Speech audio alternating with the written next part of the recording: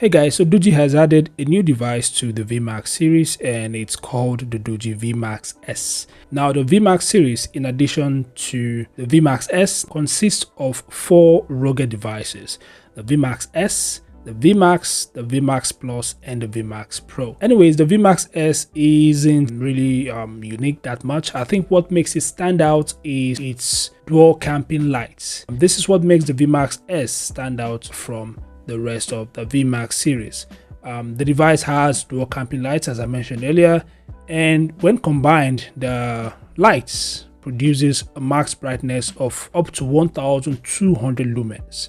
So this is what makes the V MAX S stand out, and of course it has a completely different design from the rest of the V MAX series.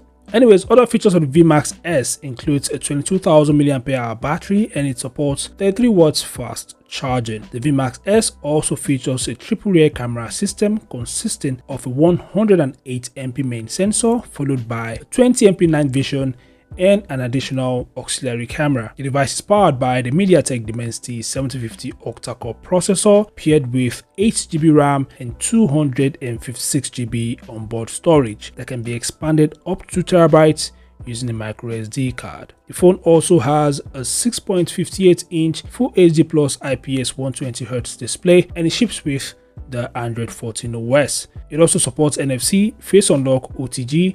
It has a side-mounted fingerprint scanner. It supports Wi-Fi 6. It is rated IP68 and IP69K. It is also military-grade standard 810H certified.